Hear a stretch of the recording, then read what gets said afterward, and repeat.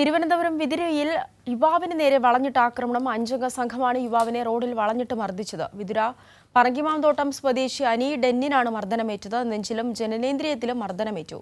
മാനസയുണ്ട് കൂടുതൽ വിവരങ്ങളുമായി. മാനസ, ഈ മർദ്ദനമേറ്റയാളുടെ ആരോഗ്യനില നിലവിൽ എങ്ങനെയാണ്? മർദ്ദിച്ചവരെ പിടികൂടിയിട്ടുണ്ടോ?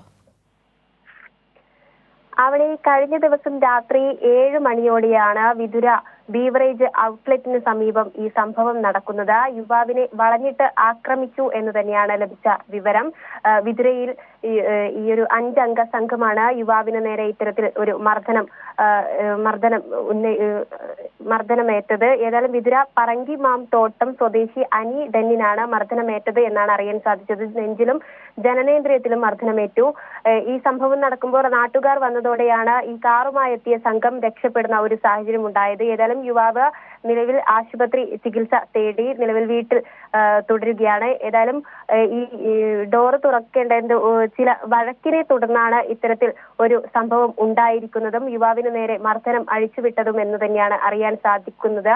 ഈ സമയം റോഡിൽ നിർത്തിയിട്ടിരുന്ന സ്വിഫ്റ്റ് കാറിന്റെ ഡോർ അകത്തു നിന്നും തുറന്ന് ഇത് നടന്നു വന്ന ആളുടെ ദേഹത്ത് തട്ടി അങ്ങനെ ഒരു ആക്രമണം ഉണ്ടാവുകയായിരുന്നു. ഇത് തർക്കത്തെ തുടർന്ന് ഈ ഒരു സംഭവത്തെ തുടർന്ന് തർക്കം ഉണ്ടാവുകയും അത് അക്രമത്തിന് മുന്നോട്ട് വെക്കുകയായിരുന്നു എന്ന് തന്നെയാണ് അറിയാൻ സാധിച്ചത്. ഏതായാലും കണ്ണിനും മുഖത്തും ഈ മർദ്ദനത്തിൽ യുവാവിന് പരിക്ക് ഏറ്റിട്ടുണ്ട്. വിതുര താലൂക്ക് ആശുപത്രിയിൽ ചികിത്സ തേടിയിരിക്കുകയായിരുന്നു യുവാവ്. അല്പസമയം മുൻപാണ് വീട്ടിലേക്ക് എത്തിയത്. തുടർന്ന് ഈ ഒരു സംഭവവുമായി ബന്ധപ്പെട്ട് വിതുര പോലീസിന് പരാതി നൽകിയിട്ടുണ്ട്. പോലീസ് സംഭവത്തിൽ അന്വേഷണം നടത്തിവരികയാണ്. ശരി, തിരുവനന്തപുരം വിതുരയിൽ യുവാവിനെ വളഞ്ഞിട്ട് ആക്രമിച്ചു. 5 അംഗ സംഘമാണ് യുവാവിനെ മർദ്ദിച്ചത്. വിതുര പറങ്കിമാന്തോട്ടം സ്വദേശി അനി ഡെന്നിനാണ് മർദ്ദനമേറ്റത്. വിശദാംശങ്ങളാണ് മാനസ നൽകിയത്.